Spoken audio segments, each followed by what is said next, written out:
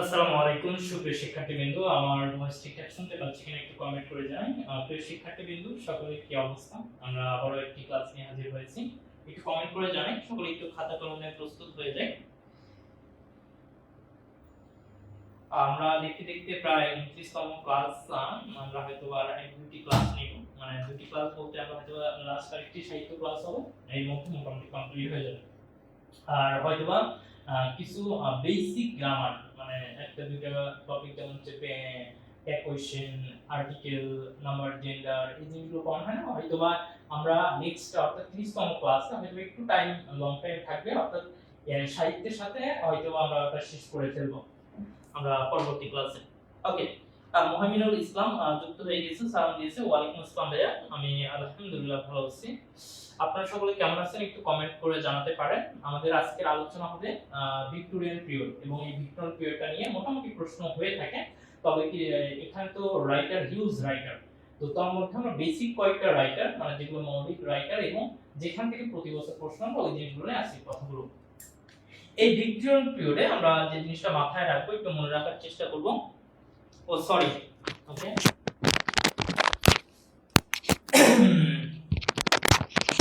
আচ্ছা মুহাম্মিনুল ইসলাম, আপনি বলেন তো এখন ভয়েস ঠিক আছে কিনা, এখন বলেন ভয়েস ঠিকঠাক কিনা। ওকে, এই ভিক্টোরিয়ান পিরিয়ডে একটা জিনিস মাথায় রাখবো, এখানে তো অনেকগুলো তথ্য, বাট বেসিক কিছু তথ্যগুলো মনে রাখবো। যে ভিক্টোরিয়ান পিরিয়ড শুরু হয় কুইন ভিক্টোরিয়া, কি বললাম, যে কুইন ভিক্টোরিয়ার নামানুসারে যিনি কি শাসন করেন, ইংল্যান্ড শাসন করেন, কত সাল থেকে, 1832 থেকে 1901 সাল পর্যন্ত। এবং এই ভিক্টোরিয়ান পিরিয়ডের সময়টাকে বলা হয় স্বর্ণযুগ বলা হয়। কি বলা হয়? স্বর্ণযুগ বলা হয়। এই আমরা যদি একটু কথা বলি যে চার্লস ডারউইনের 1859 সালে, এগুলো মুখস্থ করতে হবে না, অন দ্য অরিজিন অফ স্পেসিসে প্রকাশিত হওয়ার ফলে সেই ভিক্টোরিয়ান পিরিয়ডে আমরা দেখতে পাচ্ছি বিজ্ঞান ও ধর্মের মধ্যে, কার মধ্যে, বিজ্ঞান এবং ধর্মের মধ্যে একটা কিন্তু কি ছিল, সংঘাত লক্ষ্য করা যায়।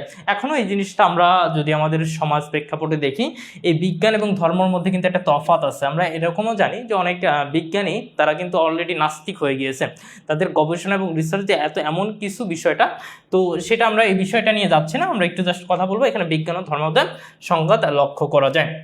এবং এই সময়ে এই ভিক্টোরিয়ান পিরিয়ডে দুইটা যুগ ছিল, দুইটা অংশে ভাগ। একটা হচ্ছে এজ অফ দ্য প্রি বলছে ফলাইটস, আর একটা হচ্ছে এজ অফ দ্য বলছে ডিকেডেন্স, বলছে ডিকেডেন্স অর্থ হচ্ছে যে অবক্ষয়, অর্থ হচ্ছে কি অবক্ষয়। এখন এই দুইটার সময় কত ছিল, 1848 থেকে 1860, আর একটা ছিল 1860 থেকে 1901 সাল পর্যন্ত। এখন এরপরে 1833 সালে ফ্যাবিয়ান সোসাইটি, কোন সোসাইটি, সোসাইটির নাম হচ্ছে ফ্যাবিয়ান সোসাইটি, সেটা প্রতিষ্ঠিত হয়। সেটা কত সালে, 1833 সালে। এবং জর্জ বার্নার্ড শা এই সোসাইটির একজন সদস্য ছিলেন। তাহলে কি বলছে, এই যে ফ্যাবিয়ান সোসাইটির একজন কি সদস্য কে ছিলেন, জর্জ বার্নার্ড শা। এবং আলফার্ড টেনিসন, এই ভিক্টোরিয়ান এজের আলফার্ড টেনিসন নিয়ে আমরা সামনে বিস্তারিত আলোচনা করব, সো আমরা এটা নিয়ে কথা বলতেছি না। তবে এই ভিক্টোরিয়ান এজে তিনটা কবিতা ছিল, ইন মেমোরিয়াম, লোটাস ইটার্স, ইউলিসিস, এই তিনটা কবিতা মানে এখনো অমর হয়ে আসছিল। এরপরে আমরা যদি একটু খেয়াল করি, এই যে ওয়াটারলু যুদ্ধ আমরা অনেক আগে থেকে যদি পড়ি, ফাইন স্যার হয়তো বা পড়িয়েছেন যে ওয়াটারলু যুদ্ধ হয়, এটা কত সালে? 1815 সালের 15ই জুন। এবং এই সময় আমরা যদি একটু খেয়াল করি, যুদ্ধের ডিউক অফ ওয়েলিংটনের কাছে নেপোলিয়ন পরাজিত হয়। তো তারপর আমরা যদি একটু কথা বলি যে এই যে 1833 সালে ফ্যাক্টরি অ্যাক্ট, কোন অ্যাক্ট? ফ্যাক্টরি অ্যাক্টের মাধ্যমে 9 বছরের নিচে শ্রমিক নিয়োগের উপর বিধিনিষেধ আরোপ করা হয়। এরকম যদি আমরা দেখতে থাকি এই সময়গুলোতে, এই ভিক্টোরিয়ান এজের বিষয়গুলোতে আমরা এই জিনিসগুলো একটু গুরুত্ব সহকারে পড়ব। তবে এখান থেকে প্রশ্ন আসার সম্ভাবনা যে আহামরি খুব বেশি তা কিন্তু না, বাট বেসিক ইনফরমেশনগুলো আমরা একটু জেনে রাখবো। এই ভিক্টোরিয়ান এজের ক্ষেত্রে আমরা যদি একটু কথা বলি, আমরা একটু দেখানোর চেষ্টা করি। আমরা কিন্তু পড়তেই বলছি যে এখানে কয়টা, যে 2 সাব ডিভিশন, অর্থাৎ আমরা 2টা সাব ডিভিশন ছিল ভিক্টোরিয়ান এজে। একটা হচ্ছে কি যে বলছে এজ অফ দ্য প্রি, বলছে রাফালাইটস, আর একটা হচ্ছে এজ অফ দ্য ডিকেডেন্স, অর্থাৎ এটাকে মনে রাখবো হচ্ছে পিডি দ্বারা। এটাকে কি দিয়ে মনে রাখবো? পিডি দ্বারা। এখন এই প্রি রাফালাইট ব্রাদারহুড, অর্থাৎ এই সময়ের যে রাইটারগুলো ছিল বা বিভিন্ন ধরনের পেইন্টার বা বিভিন্ন ধরনের কবি ছিল বা বিভিন্ন ধরনের চিত্রশিল্পী ছিল, তাদের নামগুলো একবার দেখে নেব। জেমস কলিজন, উইলিয়াম হলম্যান হান্ট, তারপর আমরা দেখতে পাচ্ছি জন এভারেস্ট, তারপর আমরা দেখতে পাচ্ছি দন্তে বলছে গ্যাব্রিয়েল রসেটি, আমরা দেখতে পাই উইলিয়াম মিকাইল রসেটি, তারপরে বলছে ফ্রিডেরিক জর্জ স্টেফেন্স, তারপর থমাস ওলোনার।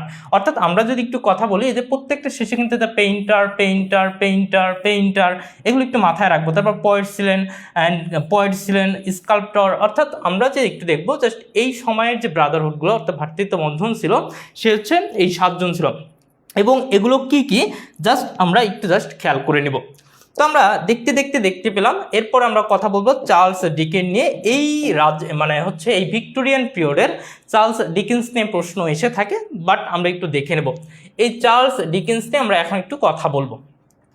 তার যদি আমরা একটু কথা বলি যে তার হচ্ছে sudden fame with Pickwick Papers, তার মধ্যে হচ্ছে তার কিছু পিক আপ পেপার ছিল এবং তিনি পপুলার হয়। এই যে চার্লস ডিকেন্স মূলত পপুলার হয় 25 ইয়ার্স, অর্থাৎ আমরা যারা উনি একটা প্রত্যেকটা সময় একটা কি আছে, একটা পপুলারিটি আছে। প্রত্যেকটা সময় একটা মানুষ সে যে কোনো একটা কাজ নিয়ে কিন্তু খুব দ্রুতই পপুলার হয়।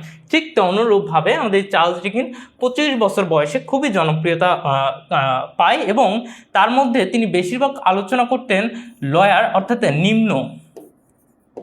এরপর আমরা যদি বলি লয়ার মিডিল ক্লাস, অর্থাৎ নিম্ন মধ্যবিত্ত, যে তার বেশিরভাগগুলো যে রাইটারগুলো ছিল সেগুলোর থিম এবং সামারি ছিল কাদের নিয়ে?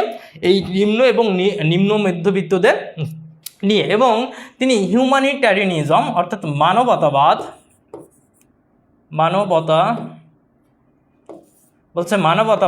এবং তার বলছে ট্রিমেন্ডাস মানে হচ্ছে অসাধারণ বা বিশাল, জিল টু রিফর্ম, অর্থাৎ তার মানবতাবাদ এবং যে রিফর্ম মানে হচ্ছে সংশোধন, রিফর্মসের সংশোধন, তার অসাধারণ একটা কি ছিল, প্রত্যেকটা জিনিসের মধ্যে কি ছিল যে মানবতাবাদ এবং তার হচ্ছে সংশোধনের মধ্যে একটা কি অসাধারণ একটা উদ্যোগ ছিল এই সময়টাতে। এবং এই ভিক্টোরিয়ান পিরিয়ডের 3 জন প্রধান কবি ছিলেন। সেই 3 জন প্রধান কবির নাম যদি বলি, আলফ্রেড টেনিসন, রবার্ট ব্রাউনিং এবং হচ্ছে মার্থ আর্নল্ড। অর্থাৎ ভিক্টোরিয়ান পিরিয়ডের 3 জন প্রধান কবি, অর্থাৎ প্রিন্সিপাল কবি ছিলেন এই 3 জন। এদেরকে মনে রাখার জন্য আমরা যে কাজটা করতে পারি, ব্যাট দ্বারা মনে রাখতে পারি। কি দ্বারা? ব্যাট দ্বারা মনে রাখতে পারি। এখন ব্যাটটা হচ্ছে বিতে ব্রাউনিং, এতে হচ্ছে আমরা আর্নল্ড, আর একটা মনে রাখতে পারি কি টিতে হচ্ছে কি বলছে টিতে হচ্ছে টেনিসন। অর্থাৎ এটা দিয়ে কিন্তু আমরা খুব সহজেই মনে রাখতে পারি। তাহলে ভিক্টোরিয়ান পিরিয়ডের 3 জন কবি ছিলেন, সেই 3 জনের নামগুলো এগুলো খুব চমৎকারভাবে মনে রাখতে পারি। তবে মনে রাখা উচিত ভিক্টোরিয়ান পিরিয়ডের সবচেয়ে বিখ্যাত নোবলিস্টের নাম হচ্ছে চার্লস ডিকেন্স। এই 36তম বিসিএসে কিন্তু এসেছিল। তাহলে আমরা যদি কথা বলি এই চার্লস ডিকেন্স নিয়ে কথা বলি, যে তিনি মূলত কি 36তম বিসিএসে এসেছিলেন, যে ভিক্টোরিয়ান পিরিয়ডের সবচেয়ে বিখ্যাত নভলিস্ট এই হচ্ছে চার্লস ডিকেন্স। তো আমরা এগুলো একটু কষ্ট করে দেখে নেব। তো এখানকার সামারিটা যদি আমরা একটু বলি, তিনি হচ্ছে 25 বছর বয়সে কি হন, 25 বছর বয়সে তিনি জনপ্রিয়তা লাভ করেন এবং তিনি আমরা তাই সেটাও দেখতে পেলাম তার বেশিরভাগ লেখনীর মধ্যে সাকসেসফুল ছিল, সেটা হচ্ছে নিম্ন এবং নিম্ন মধ্যবিত্তদের নিয়ে। এবং তিনি কি করেন যে মানবতাবাদ এবং সংশোধনে একটা অসাধারণ উদ্যোগ এই সময়ে নিয়ে ফেলেন। এরপরে আমরা যদি একটু খেয়াল করি ভিক্টোরিয়ান পিরিয়ডে তিনজনের নাম পাওয়া যায়, সেটা মনে রাখবো হচ্ছে ব্যাট দিয়ে, ব্রাউনিং, আর্নল্ড, টিতে হচ্ছে টেনিসন। এখন এই চার্লস ডিকেন্সের কিছু গুরুত্বপূর্ণ তথ্য আমরা একটু জেনে নেই। এই চার্লস ডিকেন্স ভিক্টোরিয়ান পিরিয়ডের সবচেয়ে প্রতিভাবান, তাহলে আমরা যদি ভিক্টোরিয়ান পিরিয়ডের সবচেয়ে প্রতিভাবান এবং জনপ্রিয় ঔপন্যাসিক আমরা একটু আগেই দেখলাম। এবং এই চার্লস ডিকেন্স ভিক্টোরিয়ান তার সময়কাল ছিল 1832 থেকে 1901, তাহলে তার সময়কাল ছিল কত? 1832 থেকে 1901। এরপর আমরা যদি একটু খেয়াল করি প্রায় প্রতিটি উপন্যাসে লন্ডন শহরের কথা বলা হয়েছে। তাহলে আমরা কি বললাম, এই চার্লস ডিকেন্স তার প্রত্যেকটা উপন্যাসে কি করেছেন, যে লন্ডনের কথা বারবার উল্লেখ করেছেন এবং প্রত্যেকটা জায়গাতে কিন্তু আমরা এই লন্ডন কথাটা পাবো। এটা কিন্তু দেখেন 36তম বিসিএসে এসেছিল। এখন এই চার্লস ডিকেন্সের কয়েকটা উপন্যাস আছে, আমরা উপন্যাসগুলো একটু দেখে নেব। এখন এই উপন্যাসগুলোর নাম কি?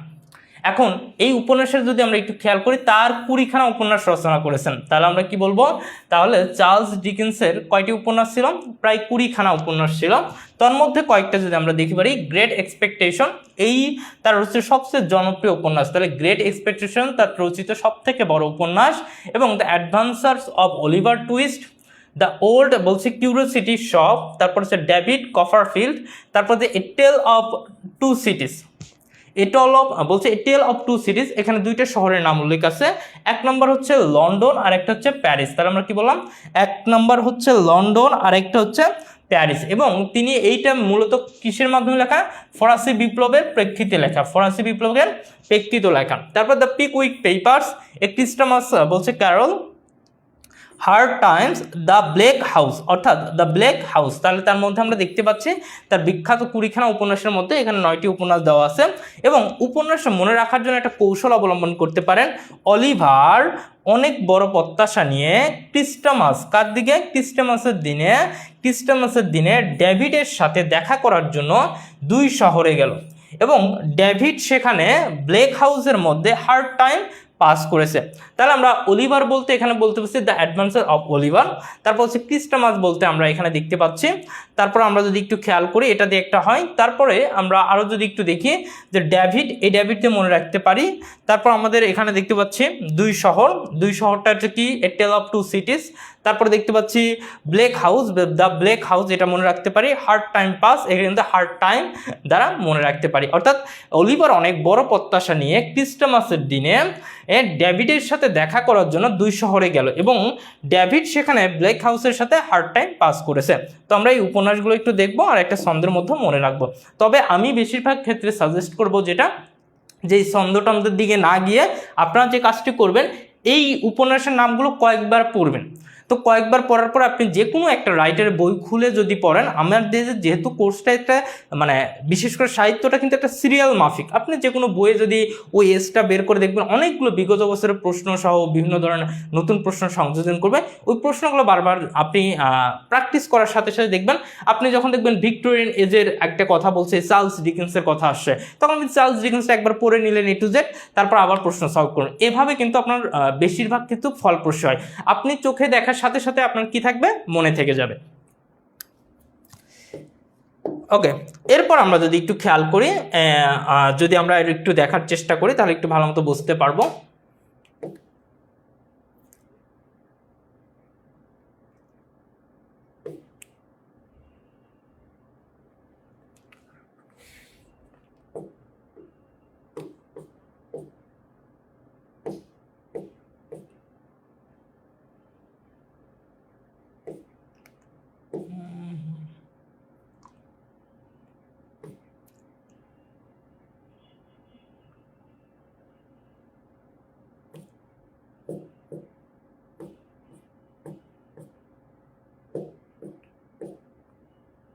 আচ্ছা, এখন আমরা একটু কথা বলবো, আমরা এখানে যেটা যদি একটু দেখি, আমরা কথা বলবো হচ্ছে আলফ্রেড টেনিসন নিয়ে। কাকে নিয়ে? এই আলফ্রেড টেনিসন, এই লর্ড আলফ্রেড টেনিসন। আচ্ছা, আমাকে একটু জাস্ট কমেন্ট করে জানান তো আপনার চার্লস ডিকেন্স নিয়ে একটু মোটামুটি ক্লিয়ার কিনা।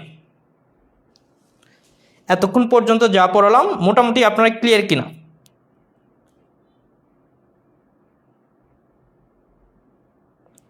ওকে, এখন এই আলফার টেনিসনে আমরা যদি একটু উল্লেখ করি, এই আলফার টেনিসের বিশেষ যে বিষয়টা, তিনি একটা হচ্ছে কি, তিনি হচ্ছে ভিক্টোরিয়ান যুগের নেতৃত্বস্থানীয় কবি ছিলেন। কিসের ছিলেন? নেতৃত্বস্থানীয় কবি ছিলেন। তিনি হচ্ছে রিপ্রেজেন্টেটিভ বলছে পয়েট হিসেবে উল্লেখযোগ্য।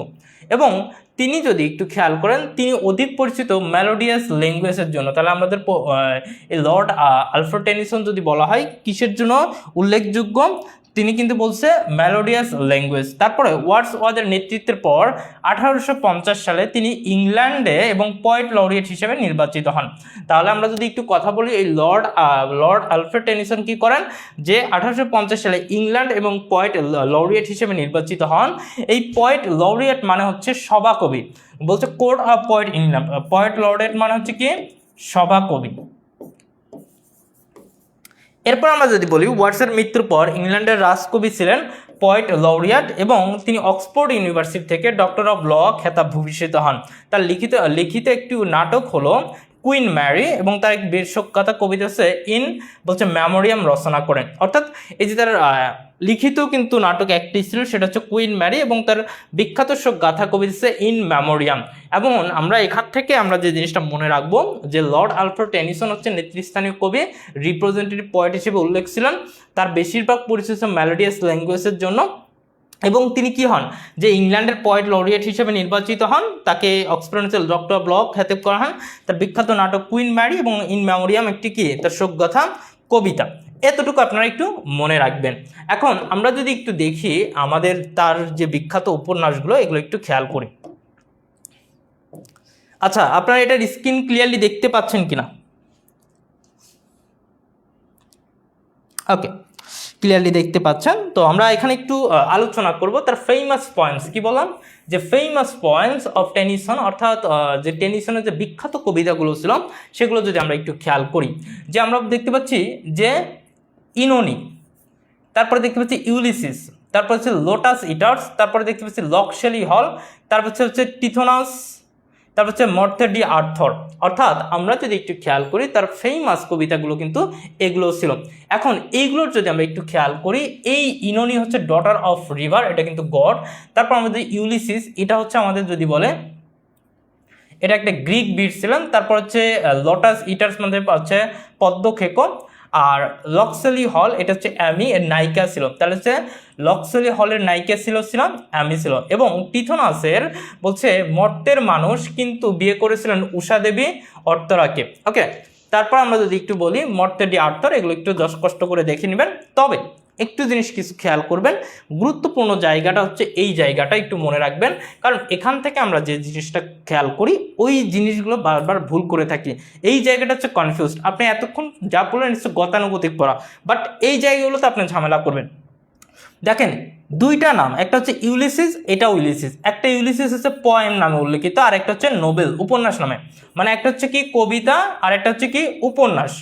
এখন এই জায়গাটা যদি আমরা একটু খেয়াল করি, এই ইউলিসিস পোয়েম লিখেছেন লর্ড টেনিসন, যেটা আমরা এখন পড়তেছি। বাট ইউলিসিস নভেল যেটা লিখছেন সেটা কিন্তু জেমস জয়েস। কে লিখছেন? জেমস জয়েস লিখেছেন। তাহলে একটা আমরা বুঝতে হবে যে ইউলিসিস যখন এটা পোয়েম ছিল সেটা হচ্ছে লর্ড টেনিসন, আর যখন সেটা কি ছিল নভেল তখন কিন্তু জেমস জয়েস। এরপর আমরা যদি একটু খেয়াল করি, কুইন ম্যারি এটা একটা কমেডি, সেটা লিখছে লর্ড টেনিসন।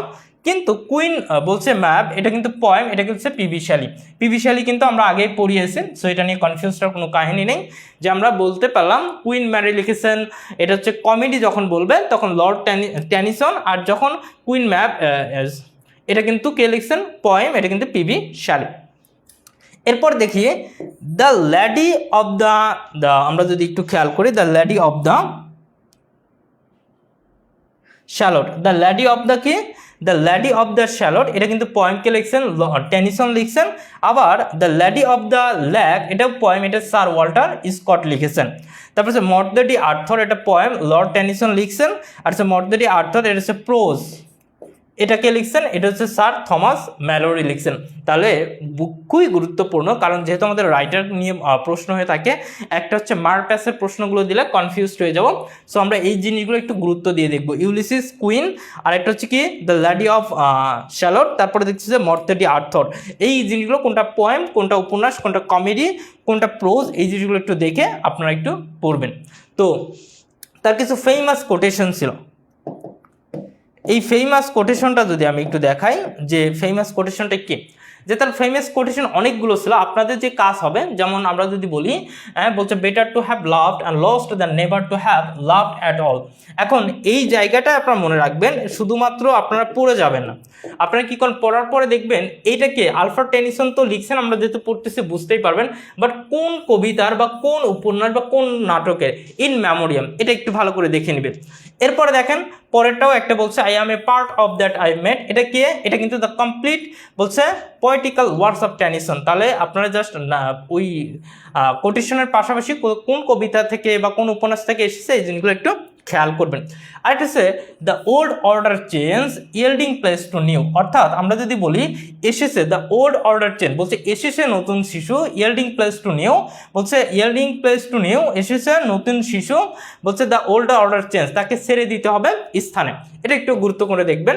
এরপরে যে বাকি যেগুলো আছে এগুলো একটু কষ্ট করে দেখবেন। এই যে দেখেন ইউলিসিস থেকে আসছে, লকিলি হল থেকে আসছে, লটার্স ইটার্স থেকে নেওয়া হয়েছে, ইউলিসিস থেকে আসছে, বলছে মর্তে ডি আর্থর থেকে নিয়ে আসা হয়েছে। অর্থাৎ আপনারা এই ফেমাস কোটেশনগুলো জাস্ট নাম পড়বেন, কোন কবিতা কোন উপন্যাস থেকে আসছে এটা পড়বেন, আর কে লিখেছেন এটা একটু মাথায় রাখবেন। এই তিনটা জিনিস মূলত এখান থেকে আসবে।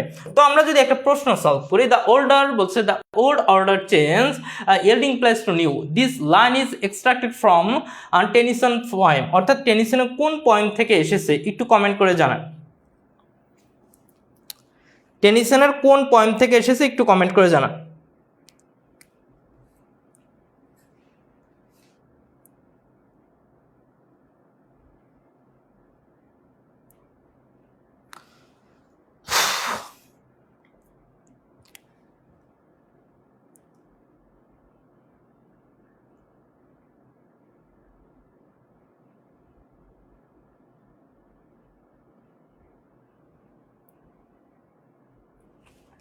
ওকে, তার মানে আপনারা কিন্তু দেখতে চাইলে আপনারা এখানে বুঝতে পারবেন এটা কোথা থেকে আসছে। আমরা একটু আগে পড়লাম, সেটা হচ্ছে কি মার্তে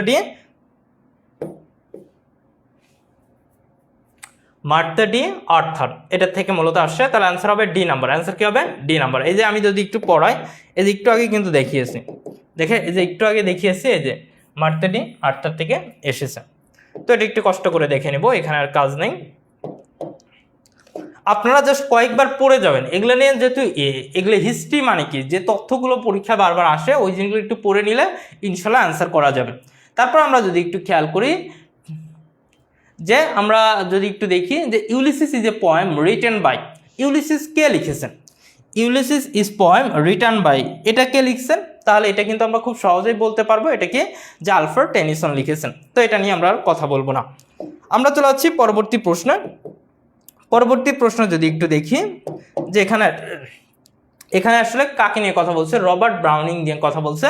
এই রবার্ট ব্রাউনিং একটা হচ্ছে ভিক্টোরিয়ান যুগের অন্যতম এবং বিখ্যাত লেখক, এগুলো তো কমন ভাষা। তাহলে রবার্ট ব্রাউনিং ভিক্টোরিয়ান যুগের অন্যতম একজন বিখ্যাত লেখক, 37তম বিসিএসে এসেছেন। তার মানে দেখেন প্রশ্ন কিন্তু এই যে আহামরি খুব কঠিন কিন্তু তা না, বাট পড়া থাকলে জিনিসগুলো অ্যান্সার করতে সুবিধা হয়। তিনি আমরা যদি একটু খেয়াল করি, the innovator of dramatic monologue, এটা থেকে আসেন the father of the dramatic monologue. তাহলে আমরা বলতে পারি যে ড্রামাটিক মনোলগের বিখ্যাত মানে জনককে, তাহলে আমরা কিন্তু কথা বলবো এই এটা হচ্ছে কি রবার্ট ব্রাউনিং। এই যে মনোলগ, এগুলো নিয়ে আমাদের আলোচনা মানে নেক্সট ক্লাসে আমাদের বিভিন্ন ধরনের, যে কোনটা এলিজি, কোনটা নাটক, কোনটা উপন্যাস, কোনটা স্যাটার, কোনটা হচ্ছে তো এই সবগুলো নিয়ে আমরা নেক্সট একটা ক্লাস রাখবো, কারণ এখান থেকে প্রশ্ন হয়। সো আমরা ওই নেক্সট ক্লাসে এই জিনিসগুলো ক্লিয়ার হয়ে যাব। তার স্ত্রীর নাম হচ্ছে এলিজাবেথ ব্যারেট ব্রাউনিং। তাহলে স্ত্রীর নাম হচ্ছে কি এলিজাবেথ ব্রাড ব্রাউনিং। তিনি ছিলেন একজন কি কবি। তাহলে আমরা রবার্ট ব্রাউনিং এর স্ত্রীও কিন্তু একটা কবি ছিলেন।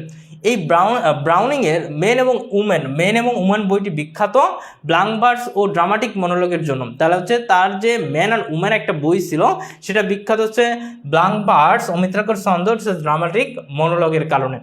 এরপর আমরা যদি একটু খেয়াল করি, ব্রাউনিং বলেছিলেন, কি বলেছিলেন, বলছে ইতালি ওয়াজ মাই ইউনিভার্সিটি। তাহলে ব্রাউনিং বলেছিলেন ইতালি ওয়াজ মাই ইউনিভার্সিটি। এবং ব্রাউনিংয়ের আমরা যদি আরেকটু খেয়াল করি যে দ্য রিটার্ন অফ দ্য ড্রাসেস এবং কলম্বাস বার্থডে তার লিখিত দুটি নাটক। তাহলে তার দুইটা নাটক, এই দুইটা নাটকগুলো একটু দেখে নেবেন। তো এখন তার কিছু কোটেশন ছিল, এই কোটেশনগুলো একটু খেয়াল করেন। কোটেশনগুলো হচ্ছে ignorance is not innocence but sin, অজ্ঞতা নির্দোষ নয় কিন্তু পাপ। তাহলে কি বলছে, ইগনোরেন্স ইজ নট ইনোসেন্স, অজ্ঞতা নির্দোষ নয় কিন্তু এটা একটা পাপ, এই কোটেশনটা তিনি বলেছিলাম। তারপরে God in the heaven all is right with the world, ঈশ্বর বলছে ঈশ্বর স্বর্গে আছেন বিশ্বের সকল অধিকারের সাথে। A minute success pays the failure of years, 1 মিনিটের সফলতা বলছে 1 মিনিটের সফলতা বছরের ব্যর্থতা বহন করে না। অর্থাৎ আপনি যদি মানে সফলতা করতে চান সেটা কিন্তু 1 মিনিটে সম্ভব কখনোই নয়। সফলতা পেতে গেলে লং টাইম কিন্তু আমাদের কি করতে হয়, ধরে থাকতে হয়। এবং এই ব্রাউনিংয়ের আমরা বিখ্যাত কবিতাগুলো একটু দেখব। মাই লাস্ট ডাসেস বলছে the last right together, A grammatical বলছে ফানারেল, অন্ড্রে ডেল শার্তো, তারপর হচ্ছে ওয়ান ওয়ার্ড মোর, তারপর হচ্ছে দ্য পাইট পেপার অফ হ্যামেলিয়ন। তারপর আমরা যদি একটু বলি রাব্বি বিন ইজরা, তারপর বলছে আমরা দেখি বলতে পারি পরিফিরিয়াস লাভ, তারপর হচ্ছে দ্য লিপোলিপি, তারপর হচ্ছে টু ইন দ্য ক্যাম্পাগনা, তারপর হচ্ছে লাভ অ্যারং দ্য রুইন্স বলছে দ্য প্যাট্রিয়টস। অর্থাৎ তার যে কবিতাগুলো আছে এখানে প্রায় 12টা কবিতা, এই 12টা কবিতাগুলো একটু দেখে নেবেন। কয়টা? 12টা কবিতাগুলো। তাহলে রবার্ট ব্রাউনিংয়ের কবিতাগুলো একটু মনোযোগ দিয়ে খেয়াল করবেন। এখন এই রবার্ট ব্রাউনিং কোন কবি ছিলেন? Robert Browning was a dash poet, fill in the blank with appropriate word. তার হচ্ছে 37তম বিশেষ এসেছিলাম যে রবার্ট ব্রাউনিং কেমন টাইপের কবি ছিলেন। মহিমুল ইসলাম বলছে ভাই সাহিত্যের পিডিএফগুলো কবে দেবেন? সাহিত্যের পিডিএফগুলো হচ্ছে লাস্ট ক্লাস শেষ করে সাহিত্যের পিডিএফগুলো একসাথে আমরা দিয়ে দেব। সাহিত্যের পিডিএফগুলো আর একটু এডিটিং চলতেছে, মানে আরও নতুন কিছু অ্যাড করা হচ্ছে, যাতে আপনাদের যদি চান যে আর একটু তথ্যগুলো এক্সট্রা পড়বেন সেই এক্সট্রা তথ্যগুলো অ্যাড করে দেওয়া হচ্ছে, যার কারণে একটু লেট হচ্ছে, আমরা একবারে দিয়ে দেব। তো আমরা এটা বলতে পারি তিনি একজন রোমান্টিক কবি ছিলেন। তারপরে আমরা যদি বলতে পারি who is the poet of the Victorian age, বলছে ভিক্টোরিয়ান এজের যে কোন কবি ছিলেন, তাহলে একটু কমেন্ট করে জানান কোন কবি ছিলেন।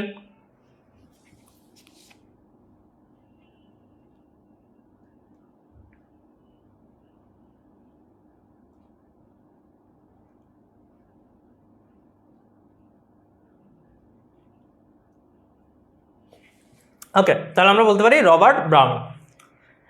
আমরা চার্লস ডিকেন্স নিয়ে তো আলোচনা করছি, সো এটা নিয়ে আর কথা বলবো না। তো আমরা জর্জ এলিয়ট নিয়ে কথাবার্তা বলবো। এই জর্জ এলিয়টটা একটু ভালো করে দেখেন। আচ্ছা, একটু কমেন্ট করে আমাকে একটু জানান তো, এই যে এটা হচ্ছে কি কালার, এই কালারটার নাম কি? এই কালারটা স্পষ্ট নাকি হোয়াইট কালারটা ভালো বোঝা যায়? মানে যেটা দিয়ে আমি দাগাদাগি করতেছি এটা কি স্পষ্ট বোঝা যায়? মানে অন্যান্য কালার থেকে তুলনামূলক এটা বেটার কিনা?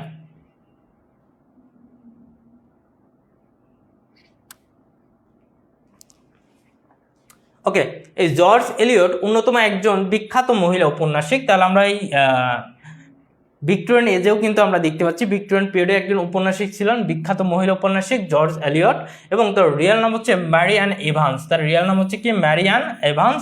এবং তিনি তার পেন নেম অর্থাৎ কলমের নাম লিখছেন জর্জ এলিয়ট নামে লিখতেন। এবং সিলাস মেরিনার উপন্যাসের চরিত্রগুলো হচ্ছে Silas Marner, Eppie, William Dane, অর্থাৎ এগুলো একটু দেখবেন। একটা কোটেশন ছিল তার, বলছে no man can be wise on an empty stomach. Stomach মানে হচ্ছে কি, যে আমরা খালি পেটে কেউ কিন্তু বলছে জ্ঞানী হতে পারে না। একটা জিনিস মাথায় রাখবেন, কথাটা সম্ভবত এভাবে বলা হয়েছে যে খালি পেটে আপনি কখনো বলছে জ্ঞানী হতে পারবেন না। আপনার দেখবেন যদি ক্ষুধা থাকে, পেটে যদি আপনি খেতে না পারেন, আপনার মধ্যে কিন্তু এক ধরনের আপনি চাইলেও বিভিন্ন ধরনের বই পড়তে চাইলে আপনার মনোযোগ অ্যাটেনশনগুলো আসবে না। অর্থাৎ একটা জিনিস বারবার মাথায় রাখবেন, খালি পেটে আপনি চাইলে জ্ঞানের অধিকারী হতে পারবেন না। বিষয়টা ব্যতিক্রম তো আলাদা, তবে বেশিরভাগ ক্ষেত্রে আমরা যারা আছি, আপনি যখন ক্ষুধা অবস্থায় থাকবেন আপনি কখনোই একটা কাজে পরিপূর্ণ মনোযোগ বা অ্যাটেনশন দিতে পারবেন না। ওকে, তো আমরা একটু দেখে নেব যে তার একটা কোটেশন ছিল, এটা একটু মনে রাখবো। তার বিখ্যাত যে নোবেলগুলো ছিল এটা একটু ভালো করে দেখি।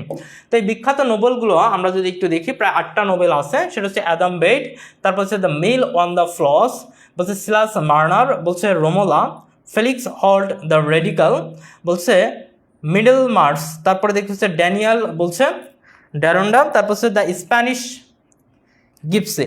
তো এই উপন্যাসগুলোকে একটু মনে রাখবেন, একটু একটা মনে রাখবেন, এইভাবে একটু দেখে মনে রাখবেন। তবে এটাকে মনে রাখার জন্য একটা জিনিস মাথায় রাখবেন, কনফিউশন জায়গা, এই সেক্টরটা একটু ভালো করে দেখবেন। যে মার্ক অ্যান্ডোল লিখেছেন দ্য স্কলার গিপসি, পয়েন্ট ছিল। জর্জ এলিয়ট লিখেছেন দ্য স্প্যানিশ গিপসি, পয়েন্ট ছিল। অর্থাৎ জর্জ এলিয়ট দ্য স্প্যানিশ গিপসি এটা লিখছেন, বাট বলছে রাল্ফ বলছে হডসন লিখছেন টাইম অ্যান্ড ইউ ওল্ড গিপসি। অর্থাৎ এই গিপসি দিয়ে 3 ধরনের আসতে পারে, আপনি অনেক সময় ভুল করে বুঝতে পারেন। এই 3টা রাইটার কিন্তু এই গিপসি রিলেটেড লিখছে, এগুলো একটু কষ্ট করে দেখে নেবেন, মনে রাখবেন। তো আপনারা এই যে জর্জ এলিয়টের বিখ্যাত উপন্যাস বা বিখ্যাত কিছু আমরা একটু দেখে নিলাম, এখন কথা বলবো পরবর্তীতে আমরা যদি একটু দেখাই থমাস হার্ডে। এই থমাস হার্ডের যদি একটু কথা বলি, থমাস হার্ডে ছিলেন ভিক্টোরিয়ানের অন্যতম একজন শ্রেষ্ঠ বিখ্যাত ঔপন্যাসিক, কবি এবং ছোট গল্পকার। তাহলে আমরা এখানে নতুন 3টা জিনিস অ্যাড হচ্ছে। এই থমাস হার্ডে কি ছিলেন? ঔপন্যাসিক, কবি এবং কি ছোট গল্পকার। তিনি ইংল্যান্ডের পল্লী অঞ্চলে বাস করেন। তাহলে আমাদের এই থমাস হার্ডে ইংল্যান্ডের পল্লী অঞ্চলে বাস করেন। তাকে বলা হয় পেসিমিস্টিক নভলিস্ট, অর্থাৎ হতাশাবাদী উপন্যাসিক। তাহলে পেসিমিস্টিক নভলিস্ট কে ছিলেন? হতাশাবাদী উপন্যাসিক ছিলেন এই থমাস হার্ডে, এটা একটু মনে রাখবেন। তিনি এ যুগে নভেল এবং মডার্ন পিরিয়ডে পয়েমস এবং শর্ট স্টোরিজ লিখেছেন। এবং তিনি এই যে থমাস হার্ডে কার সময় দ্বারা প্রভাবিত হয়? আমরা কিন্তু প্রত্যেকেই কারো না কারো দ্বারা প্রভাবিত। তো ওই থমাস হার্ডে যদি বলেন সুইনবার্ন, ব্রাউনিং, ডারউইন, অর্থাৎ এই যে ব্রাউনিং আগের জন ছিলেন, যেই সকলের দ্বারাই কিন্তু তিনি কি হয়েছেন? প্রভাবিত হয়েছেন। তার লেখার বেশিরভাগ অংশ তাদের দ্বারা একটা প্রভাবিত ভাব পাওয়া যায়।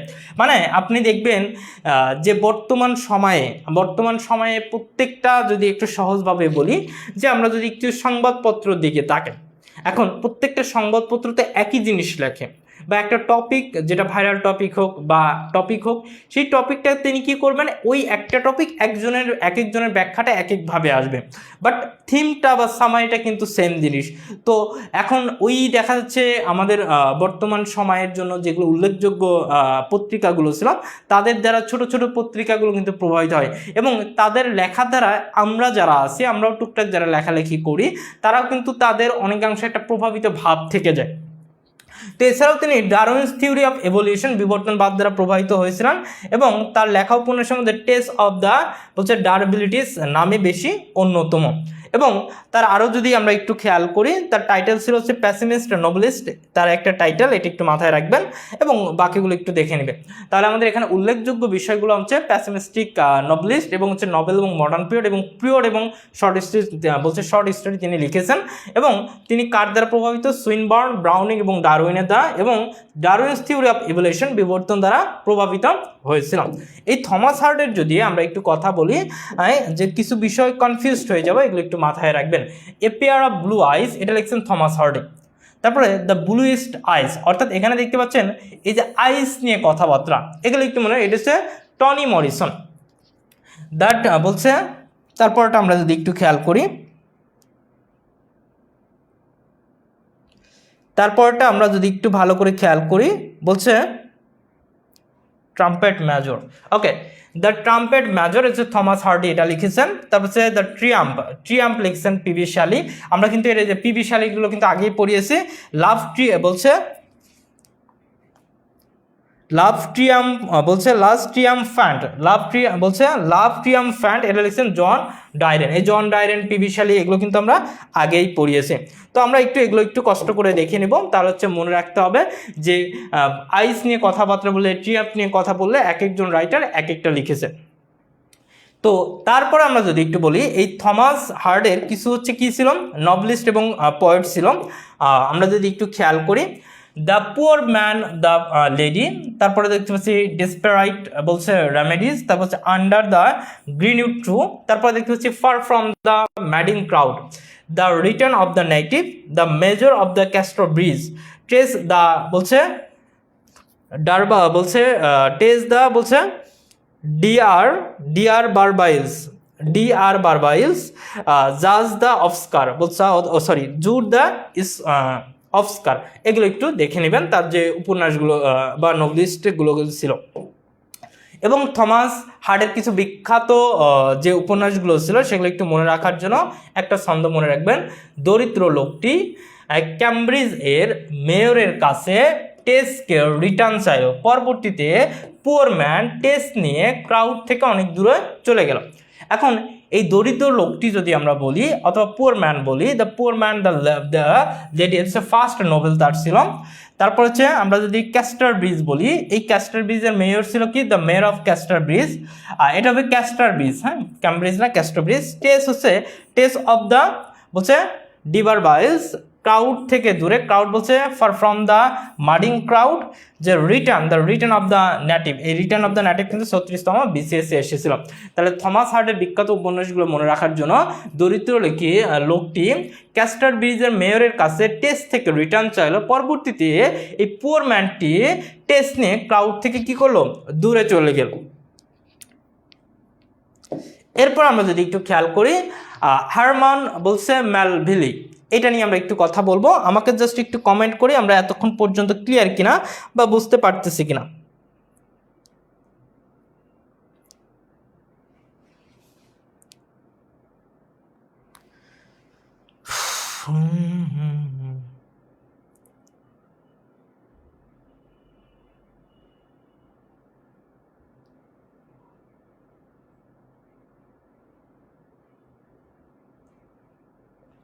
ওকে, এখন আমরা হারমান বলছে মেলভিলি এর নিয়ে একটু কথাবার্তা বলি। এনাকে যদি একটু কথা বলি, তিনি একটা হচ্ছে আমেরিকান রেনেসান্স পিরিয়ডের একজন নোবলিস্ট পোয়েট এবং শর্ট রাইটার। তার সময়ের দ্রুত পরিবর্তনশীল আমেরিকান সমাজের প্রবণতা ও বিরোধ বর্ণনা করেছেন তার লেখার মাধ্যমে। তাহলে কি বলছে, এই যে হারমান মেলভিল তার সময়ে বিভিন্ন পরিবর্তনশীল বিশেষ করে আমেরিকান সমাজের প্রবণতা ও বিরোধ বর্ণনা করেছেন তার লেখার মাধ্যমে। এই নোটেবল ওয়ার্কস হচ্ছে the confidence man, white jacket type বলছে মোবি ডিক, অর্থাৎ মোবি ডিক একটা হচ্ছে একটু মনে রাখবেন, মোবি ডিক একটা হচ্ছে নোবেল অ্যাবাউট হোয়াল, বলছে নোবেল অ্যাবাউট হোয়াল। তো আমরা যদি একটু খেয়াল করি যে তার নোটেবল উল্লেখযোগ্য যেগুলো আছে, the confidence man, white jacket type, তারপর হচ্ছে কি মোবি ডিক, এটা হচ্ছে নোবেল এবং হচ্ছে অ্যাবাউট হোয়াল। এটাকে যদি একটু মনে রাখেন তাহলে একটু বুঝতে আপনার সুবিধা হবে। জাস্ট আমাকে দ্য স্টোরি অফ মোবি ডিক বলছে সেন্ট্রিজ 1, আমাকে জাস্ট একটু কমেন্ট করেন কোনটা অ্যান্সার হবে।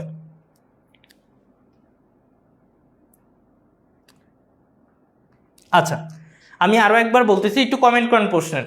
সাহিত্যটা এরকম যে এটা কিন্তু অনেক কিছু উচ্চারণ করতেও সমস্যা হয়। যারা সাহিত্য ফার্স্ট দেখতেছেন বা নতুন পড়তেছেন, যারা ইংলিশ ডিপার্টমেন্টের আছেন তাদের কাছে একটু ইজি হবে, বাট আদার্স যারা ডিপার্টমেন্ট আছেন বা অন্যান্য ডিপার্টমেন্টে পড়াশোনা করছেন তারা কিন্তু এটা ফার্স্টে দেখতে পাচ্ছেন। তো এই লিটারেচার পার্টটা কিন্তু মানে আমরা যেমন 10 ক্লাস এখানে শেষ করে দিচ্ছি, কিন্তু লিটারেচার মোটেও 10 ক্লাসের শেষ না। লিটারেচার হিউজ পরিমাণ একটা জায়গা, যারা ডিপার্টমেন্ট কেন্দ্রিক পড়বে তারা এটা বুঝতে পারবে। তো এই হিউজ জায়গাটাকে আমরা কিন্তু শুধুমাত্র আজকে মানে আমাদের যে কোর্সে শুধুমাত্র বিসিএস সহ অন্যান্য যে ছোটোখাটো নিয়োগ পরীক্ষায় যে লিটারেচার অংশ থেকে প্রশ্ন হয় এবং যতটুকু দরকার, মানে আপনি যদি পড়েন এটাকে আরও কিন্তু 20 থেকে 25টা ক্লাস করা যাবে, বাট যতটুকু দরকার মানে যতটুকু প্রশ্ন আসবে আমরা সেই জিনিসগুলো নিয়ে একটা সিরিয়াল মাফিক আলোচনা করতেছি। আপনার মেইন কাজ হচ্ছে আমাদের ক্লাসের পড়া এবং নোটটা একটু ভালো করে পড়ার পরে বাজার থেকে যে কোনো বই কিনে বিগত বছরের অর্থাৎ বিসিএসের যতগুলো বিসিএস হচ্ছে 47তম বিসিএস পর্যন্ত যত প্রশ্ন আছে ব্যাখ্যা সহ সলভ করে ফেলবেন। পাশাপাশি এতটুকু পড়বেন, আরেকটু যদি আপনার মনে হয় যে আমি আরেকটু পড়বো তাহলে বইয়ের বিস্তারিত অংশগুলো পড়বেন। বাট আমাদের ক্লাস সহ বিসিএসের বিগত বছরের প্রশ্নগুলো যদি সলভ করা হয় ব্যাখ্যা সহ পড়েন, আর কিছুই লাগবে না। একটু বারবার রিপিট করে পড়বেন, কয়েকবার পড়ার সাথে সাথে অটোমেটিক মনের মধ্যে গেঁথে যাবে, এটা নিয়ে কনফিউজ হওয়ার কিছু নেই। ওকে, তো আমরা একটু কথা বলি। এটা কিন্তু আমরা একটু আগেই বলেছিলাম যে কি বলেছিলাম যে মবি ডিক একটা কি একটা হোয়েল। তাহলে আমরা এটা একটু দেখবো, তাহলে অ্যান্সার হচ্ছে বি নাম্বার। তো আরেকটা হচ্ছে মবি ডিক আর নোবেল ওয়াজ রিটেন বাই, এটা কে লিখেছেন একটু কমেন্ট করেন তো, একটু কমেন্ট করেন এটা কে লিখেছেন।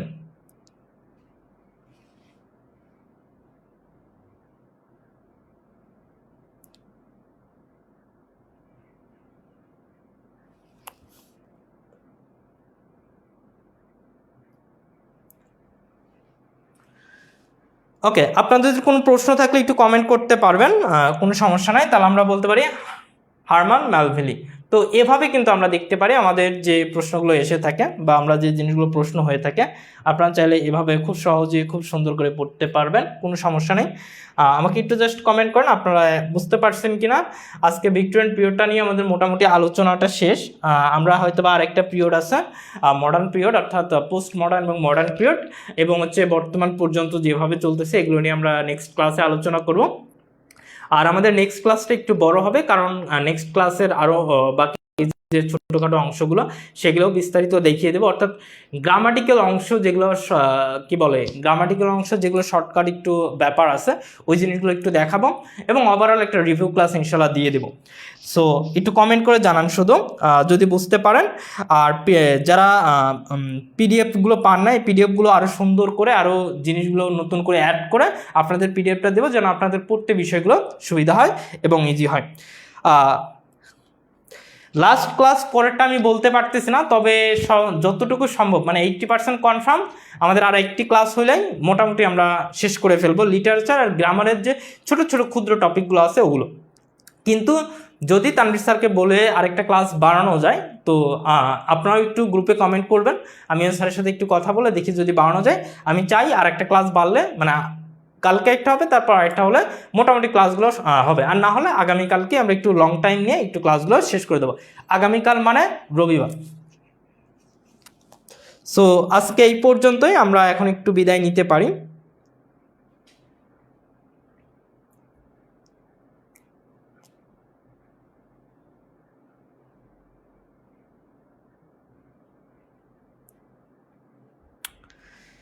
আসসালামু আলাইকুম, শুভরাত্রি।